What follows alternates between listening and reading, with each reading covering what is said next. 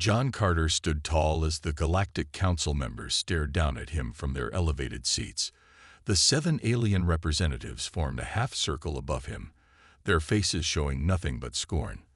The large chamber was silent except for the soft hum of life support systems. "The Council has reached its decision," announced the Vexari representative, his blue skin reflecting the harsh lights. "Humans have proven too unpredictable and aggressive for further galactic expansion." John kept his face calm, though anger burned inside him. "The people of Earth have followed every regulation since joining the galactic community 20 years ago. Yet your military spending has increased by 40%, said the Muldari delegate, her tentacles waving with disapproval. "Your ships explore regions without proper authorization, and your cultural influence spreads too quickly among younger species." "Those are not violations of any treaty," John insisted. The Vexari leader raised a 6-fingered hand. "We need not justify our decision. Effective immediately, all human expansion beyond your current colonies is forbidden. Any new ships larger than transport class will be considered an act of aggression. You have 1 Earth month to begin dismantling your outer defense platforms." John felt cold shock wash over him. This wasn't a restriction. It was a death sentence for humanity's future among the stars. "This is unacceptable," he said firmly. "Earth will not." "This meeting is concluded," interrupted the council leader. "Return to your planet with our terms. Compliance is not optional." 2 days later, John's ship landed at the United Space Command headquarters in Geneva. Admiral Susan Miller met him at the landing pad, her gray-streaked hair pulled back tightly, her uniform perfectly pressed despite the late hour. "How bad?" she asked as they walked through the building's long corridors. "Worse than we expected," John replied. "Complete expansion freeze. Military reduction. They're essentially putting us under their control." Susan's face hardened. "The emergency meeting is starting in 10 minutes. The President and all command leaders will be there." They entered the large conference room, where 20 people sat around a round table. President Eric Sanderson stood as they entered. "Give us the full report, John," he said.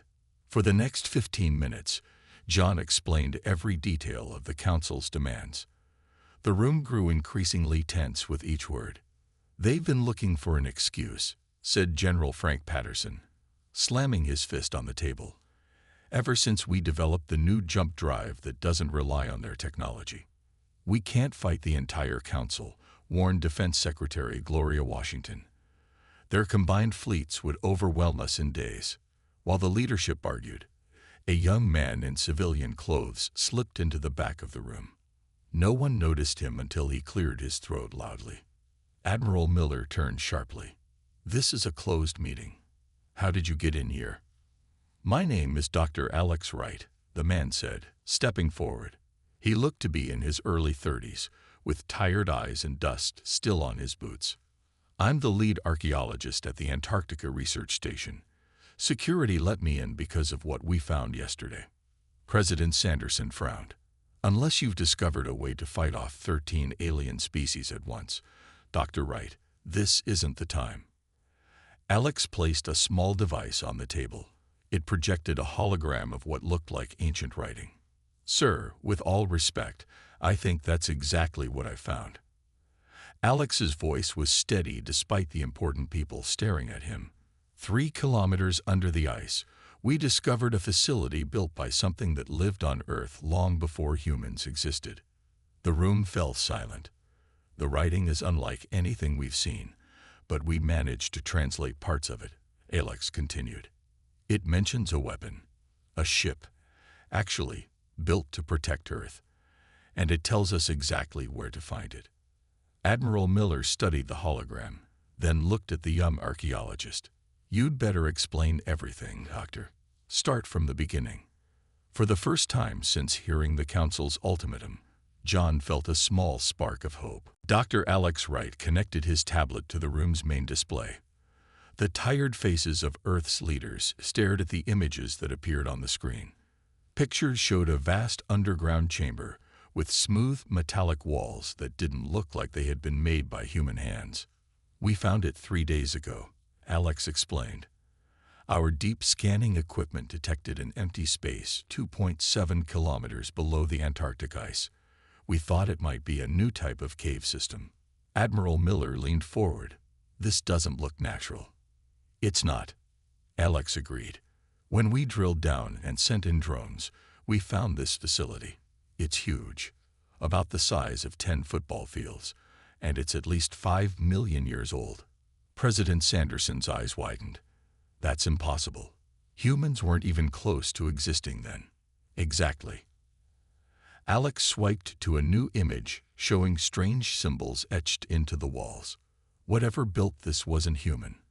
We're calling them the precursors. They appear to have been Earth's first advanced civilization."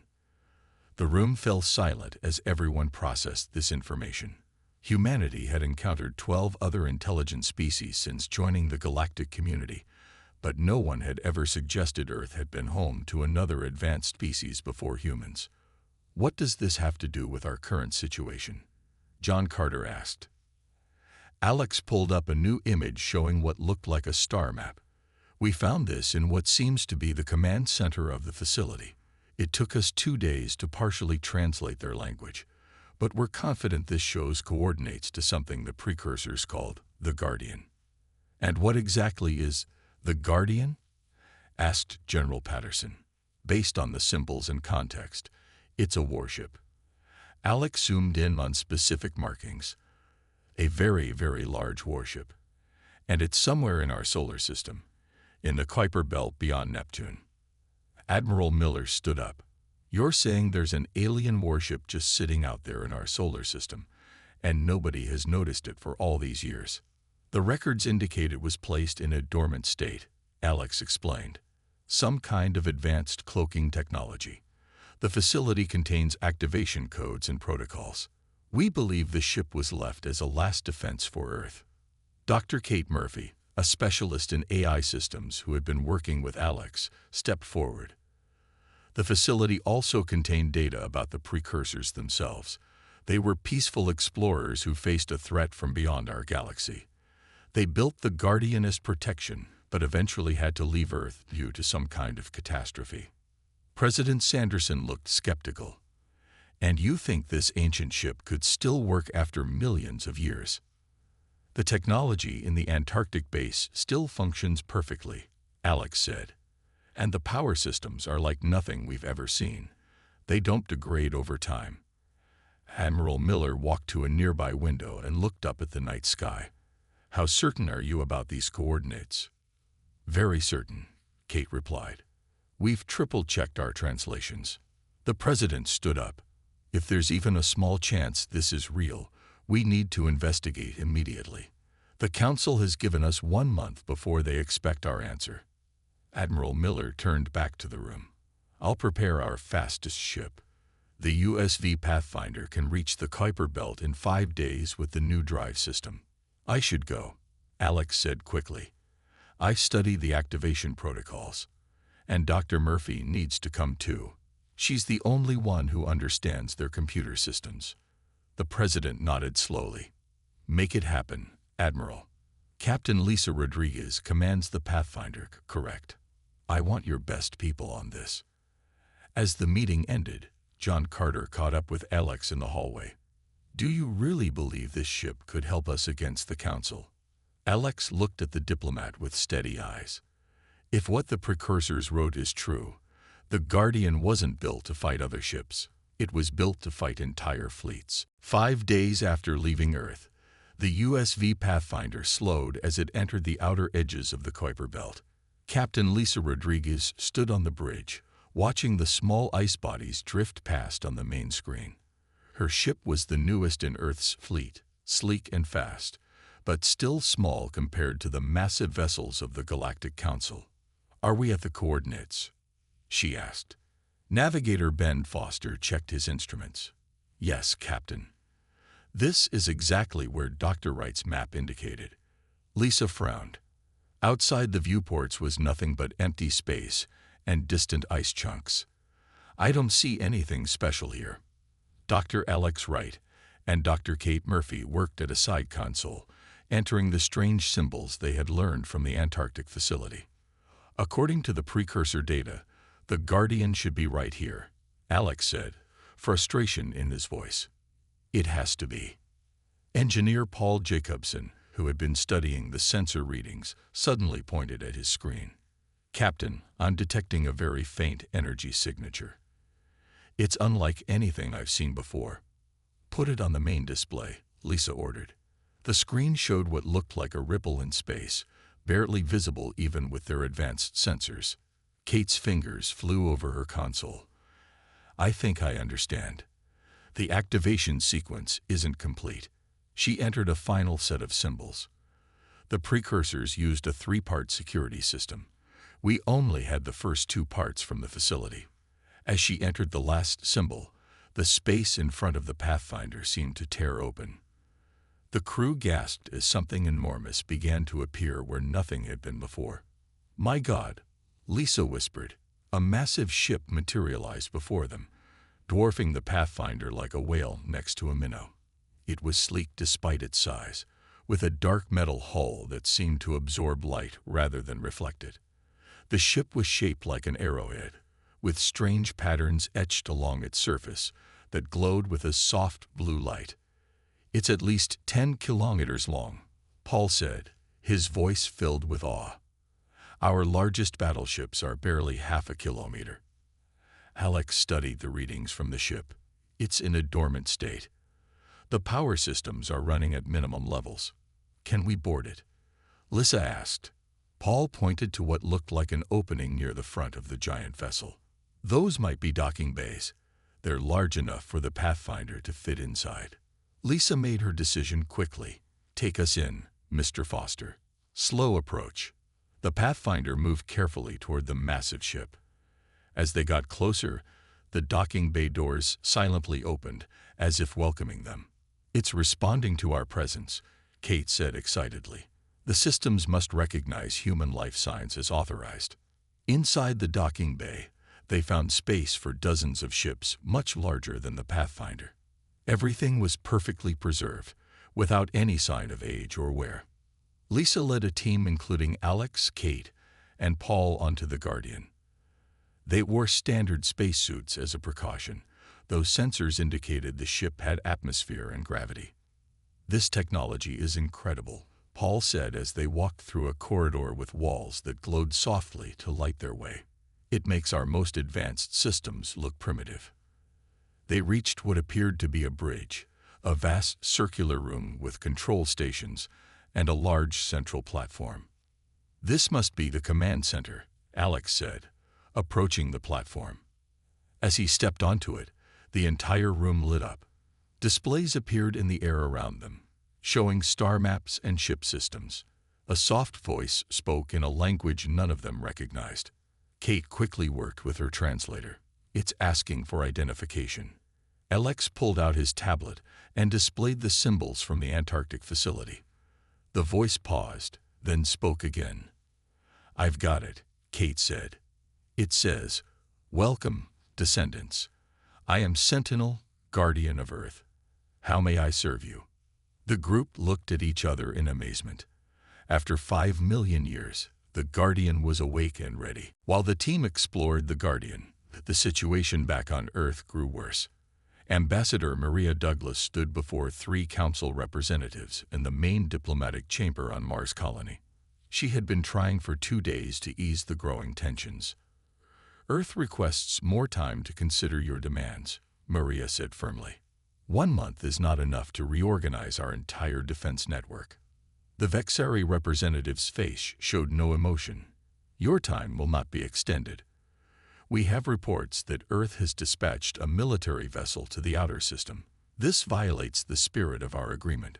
Maria kept her expression neutral despite her surprise. How did they know about the Pathfinder mission so quickly? That ship is on a routine research mission. Our patience grows thin, said the Muldari representative. The Council has voted to send a peacekeeping fleet to your system to ensure compliance. Peacekeeping? Maria questioned. That sounds like an occupation force. Before she could protest further, Two Council security officers entered and moved to stand beside her. "Until Earth formally accepts our terms, you will remain in protective custody," the Vexuri announced. Back on the Guardian, the exploration team gathered around a holographic display showing the ship's systems. Sentinel, the ship's AI, answered their questions in a calm voice that now spoke perfect English. "The Guardian was created to protect Earth from the Drachnid Empire," Sentinel explained. "My creators faced extinction when the Drachnids began destroying worlds that refused to join them." "Who were your creators exactly?" Alex asked. "They called themselves the Protectors," Sentinel replied. "They evolved on Earth 7.3 million of your years ago. After defeating the Drachnid threat, most left to explore beyond this galaxy. A small group remained as Earth's guardians until natural disasters forced them to leave as well." Paul studied the ship's engine schematics with growing excitement. "This propulsion system is incredible. It manipulates space itself rather than pushing against it." Kate had connected her systems to one of the ship's interfaces. "The weapons are equally advanced, something called matter disruption cannons and quantum shields." Captain Rodriguez's communication device suddenly beeped. "Rodriguez here. Captain, this is Communications Officer Lily Chen on the Pathfinder. We've just received an emergency transmission from Earth Command. The Galactic Council has dispatched a fleet to the Sol system. They've already established blockades around 3 of our colonies." Lisa's face hardened. "How many ships?" "At least 30, Captain. And they've detained Ambassador Douglas." The team members looked at each other with concern. "There's more," Lily continued, her voice shaking slightly. "The Council flagship opened fire on Research Station Omega. It's gone, Captain. All 42 people aboard were killed." A heavy silence fell over the group. "They're showing us they're serious," Lisa finally said. "We need to return to Earth immediately." "The Pathfinder would take 5 days to get back," Paul pointed out. "By then the Council fleet could be in Earth orbit." Lisa turned to Sentinel. "Can this ship get us back to Earth faster than our own vessel?" "The Guardian can reach Earth in 6 hours using the Fold space drive," Sentinel replied. 6 hours, Paul exclaimed. "That's impossible." "Nevertheless, it is accurate," Sentinel said. "However, the Guardian was designed for a crew of at least 20 protectors. Operating at full capacity with your current numbers will be challenging." Kate looked up from her interface. "I think I can help with that. The ship has neural link capability. It was designed so crew members could connect directly with ship systems." "Is that safe for humans?" Lisa asked. Kate hesitated. "I believe so. Our brains are similar to the Protectors based on the data I've reviewed." Alex stepped forward. "We don't have much choice. Earth needs this ship now." Lisa nodded, making her decision. "Lily, secure the Pathfinder in the docking bay. All crew will transfer to the Guardian. Sentinel, prepare your ship for battle operations and set course for Earth." "Understood, Captain," Sentinel replied. "Battle systems activating. May I suggest that Dr. Murphy establish the primary neural link? Her mind appears most compatible with my systems." As warning lights began to flash throughout the enormous ship, Kate sat in what appeared to be the captain's chair and placed her hands on 2 glowing panels. She gasped as her eyes suddenly glowed with the same blue light that ran through the ship's hull. "Neural link established," she said, her voice overlapping with Sentinel's. "The Guardian is ready." Kate felt a strange sensation as her mind connected with the Guardian. It was like suddenly having extra arms and legs, except these new limbs stretched for kilometers. She could feel every part of the massive ship as if it were her own body.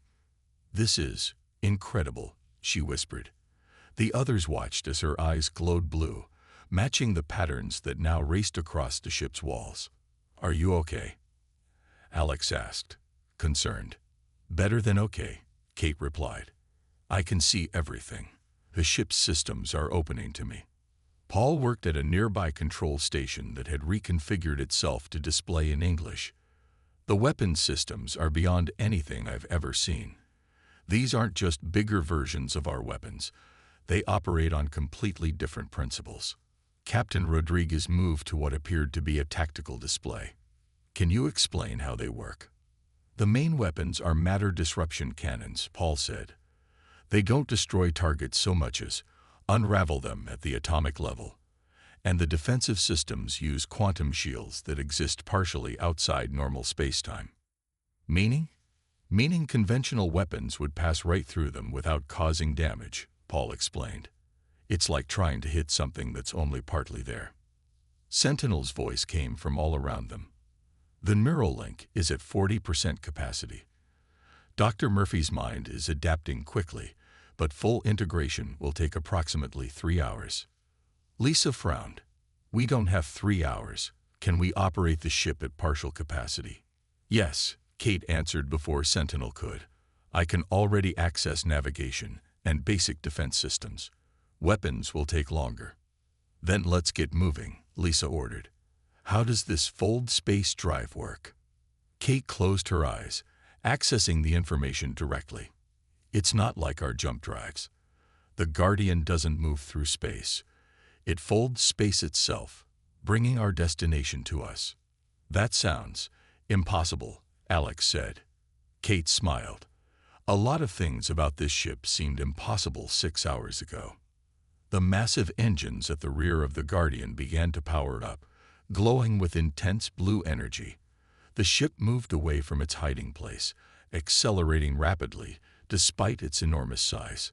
Fold space drive initiating, Kate announced, her voice blending with Sentinel's. Destination: Earth orbit. The space around the Guardian began to distort, stretching like rubber. Stars blurred and shifted position.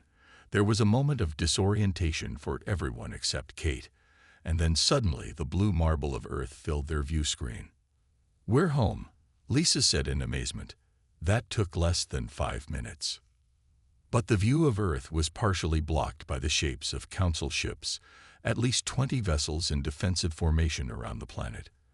Their sleek designs marked them as warships rather than the peacekeepers they claimed to be. They've established a blockade, Lisa noted. Full orbital coverage. One of the Guardian's crew, Communications Officer Lily Chen, spoke up from her station. Captain, I'm picking up transmissions from Earth. Admiral Miller is requesting emergency communication. Put her through, Lisa ordered. Admiral Miller's face appeared on the main screen, her expression a mix of relief and urgency. Captain Rodriguez, thank God you're back. The situation has deteriorated rapidly. The Council fleet has established weapons platforms around all our major cities. They're demanding immediate surrender of all military assets. We brought help, Admiral, Lisa replied, gesturing to the bridge around her. Miller's eyes widened as she took in the unfamiliar surroundings.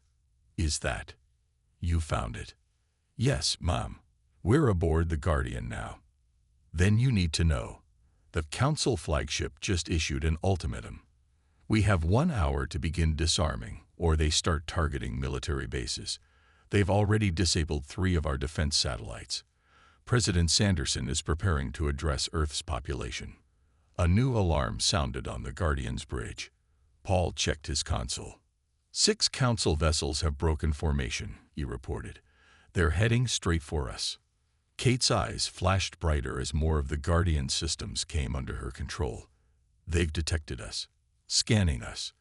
They're confused by our energy signature. Captain Rodriguez straightened her uniform. Let's show them what they're dealing with. Sentinel, bring all available defensive systems online. It's time the Council learned that humans aren't as helpless as they thought. The 6 Council ships approached the Guardian, their weapons charging.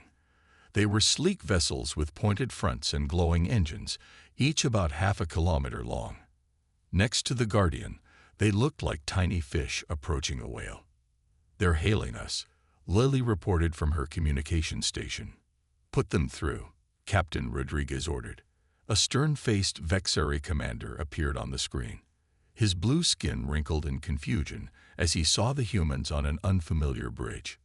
Unknown vessel, you will power down and prepare to be boarded, he demanded. This system is under Council authority. Lisa stepped forward. This is Captain Lisa Rodriguez of Earth. We do not recognize your blockade as lawful. Your ships will stand down and withdraw from Earth orbit immediately. The Vexari commander's eyes narrowed. Your primitive species dares to give orders. Our scans indicate your vessel is of unknown origin and technology. Surrender it to Council inspection or face destruction. I don't think you understand the situation, Lisa replied calmly. We're not asking. The commander's face twisted with anger. Target that ship. Full weapons discharge. The transmission cut off. On the tactical display, all 6 Council vessels fired their main weapons simultaneously. Bright energy beams streaked toward the Guardian. Incoming fire, Paul announced unnecessarily. Kate didn't even flinch. Quantum shields active. The energy beams from the Council ships reached the Guardian and simply vanished. There was no impact, no shaking, no damage. The shields existed partially outside normal space, catching the energy and dispersing it into another dimension. No damage, Paul reported, sounding almost giddy. Shields holding at 100%. The Council ships fired again, this time with all their secondary weapons as well. The result was the same. They're scanning us, Kate said, her mind linked to the ship's sensors. They're trying to figure out how we're blocking their attacks. Admiral Miller's face reappeared on a side screen. Captain, what's happening out there? Our sensors show multiple weapons discharges from the Council ships. Just a misunderstanding, Admiral, Lisa said with a small smile. The Council thought they could intimidate us. They're learning otherwise. The President wants to address the Council directly. Can you patch him through from your position? Stand by, Admiral. Back on Earth, President Eric Sanderson stood in the underground command center with his emergency cabinet. When the communication line opened, he straightened his jacket and faced the camera. This is President Sanderson of Earth. I wish to speak with the Council Fleet Commander immediately. After a moment, a different Vexari appeared on the shared transmission. This one wore the elaborate collar that marked him as a High Commander. I am Fleet Commander Zorik.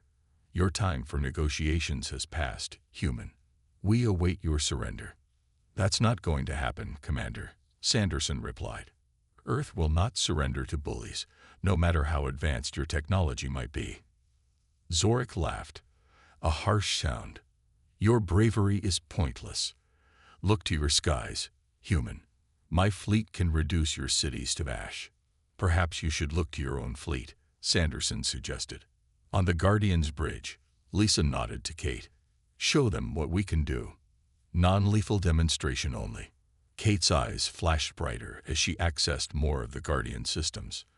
Target locked on lead vessel. Firing minimal pulse. A small point of blue light emerged from the Guardian and shot toward the nearest Council ship. When it struck, the Council vessel's engines simply shut down. All its lights flickered and went dark. What have you done? Zorik demanded, his composure cracking. Just a small demonstration, President Sanderson said. That vessel is unharmed, but completely powerless. Now imagine what would happen if our ship decided to use its actual weapons. The Guardian began to change shape, sections of its hull extending outward like a flower opening. Its true size became apparent to everyone watching from Earth and the Council fleet. The massive warship dwarfed everything around it, its hull now glowing with patterns of bright blue energy. Perhaps, Sanderson continued, now would be a good time to discuss new terms, Commander. Fleet Commander Zorik's face showed no emotion, but his voice trembled slightly as he spoke. This changes nothing. The Council has ruled, and Earth must comply. In the background of his transmission, officers could be seen rushing around in panic. Reports were coming in about the disabled ship, and scans of the Guardian showed power readings that their instruments could barely measure. I think it changes everything, President Sanderson replied. Your fleet is no match for our ship. Call off your attack and release Ambassador Douglas immediately. Zorik turned away to speak with someone off-screen. When he looked back, his blue skin had paled. The Council must be consulted. I request a 6-hour ceasefire for communications. Granted, Sanderson said. But your weapons platforms around our cities must be deactivated during this time. The transmission ended. On the Guardian's bridge, the crew watched as several Council ships moved to help the disabled vessel. They're backing down, Lisa said with a smile. Admiral Miller's face appeared on a side screen. For now, but the Council won't give up easily. They've spent decades being the strongest power in this part of the galaxy. Alex had been studying data from the Guardian's archives. He looked up with excitement. Captain, I think I found something important. The Protectors weren't warriors by nature. They were forced into war by the Drachnids. Their records emphasize peaceful resolution whenever possible. What are you suggesting? Lisa asked. That we should use the Guardian as a shield, not a sword, Alex replied. Show strength but avoid unnecessary destruction. Kate, still connected to the ship's systems, nodded in agreement. The weapons on this ship could wipe out the entire Council fleet in seconds. But that's not what the Protectors would want. I agree, Lisa said. Our goal is independence, not revenge. 6 hours later, the Council's response came. This time, it wasn't just Fleet Commander Zorik on the screen. 3 other alien species were visible, all members of the Council's inner circle. We have conferred with the full Council, Zorik announced. The appearance of this ancient vessel is concerning. The technology it contains should be shared with all Council races for study. Lisa, now standing beside President Sanderson in Earth's command center, stepped forward. That's not going to happen. The Guardian belongs to Earth. An elderly Muldari representative spoke next, her tentacles moving slowly. Our historians have found references to ships like yours in ancient texts. They were built by a race called the Shapers, who vanished millions of years ago. We call them the Protectors. Alex said from his position beside Lisa. They were Earth's first civilization. This changes the balance of power in our galaxy, continued the Muldari. Several Council members have reconsidered their position on Earth's restrictions. Zorik looked unhappy but continued. The Council proposes new terms. Earth may maintain its current military and expand to new colonies. In exchange, you will agree not to use this vessel aggressively against Council worlds. And what about the peacekeeping fleet? President Sanderson asked. It will withdraw immediately, Zorik said. Ambassador Douglas has already been released and is returning to Earth. After the transmission ended, Admiral Miller turned to the others. Can we trust them? Not entirely, Lisa replied. But having the Guardian changes everything. They know they can't push us around anymore. Back aboard the Guardian, Paul had made another discovery. He called Alex and Kate to a small room deep within the ship. Look at this, he said, pointing to a star map glowing on the wall. These markers show other Protector outposts throughout the galaxy. There might be more ships like the Guardian out there. Kate's eyes, still glowing faintly blue from her neural connection, widened. The Protectors left us more than just one ship. They left us a path to the stars. On the bridge, Sentinel's voice spoke. Warning. Detecting unauthorized weapon activation from Council flagship. Lisa looked at the tactical display. The Council flagship had broken formation and was powering up its main cannon, aiming directly at Earth. Zorik is making one last desperate move, she said, rushing to the command chair. Kate, we need defensive measures now. The Council flagship's main cannon glowed with building energy. It was the largest ship in their fleet, nearly a kilometer long, and its weapons were designed to crack planetary defenses. They're targeting Earth's North American command center, Kate said, her mind still linked with the Guardian systems. Impact in 30 seconds. Lisa rushed back to the command center. Move us between the flagship and Earth. Full shields. The Guardian responded instantly, its massive form gliding into position to shield the planet. On the Council flagship, Commander Zorik watched with growing anger as his target was blocked. Fire, he ordered. Maximum power. A blinding beam of energy erupted from the flagship, striking the Guardian's quantum shields. The ancient warship absorbed the attack without difficulty, the energy simply disappearing into its defensive field. No damage, Paul reported. Their best weapon didn't even register on our shield monitors. Lisa's face hardened. Target their weapon systems only. Precision strike. Kate closed her eyes, channeling the Guardian's targeting system. Locked on. Firing. A thin beam of blue light shot from the Guardian, striking the Council flagship with surgical precision. Their main cannon crumpled inward as if made of paper. Secondary explosions rippled across the ship's hull as power systems overloaded. Their weapons are disabled, Kate reported. The ship is still intact, but they can't fire anymore. The other Council vessels pulled back, clearly unwilling to face the Guardian's power.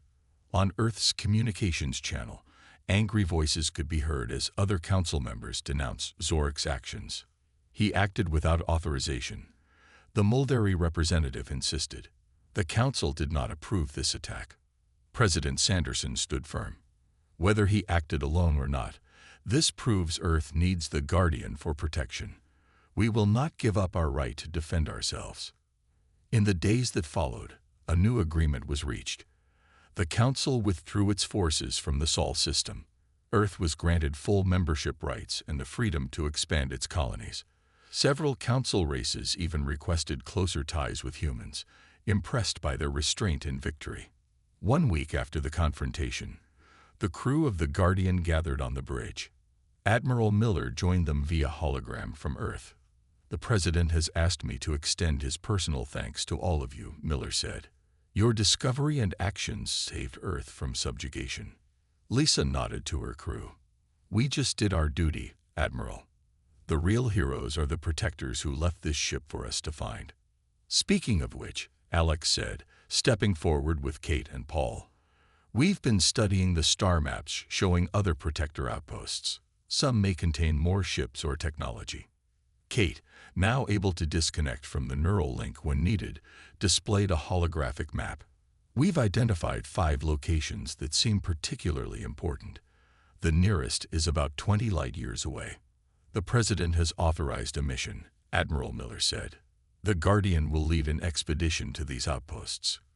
Captain Rodriguez, you and your crew will continue aboard. There's more, Paul added. The Guardian's database contains information about the protectors themselves. They didn't just leave. Many of them went to explore beyond our galaxy. They might still be out there somewhere.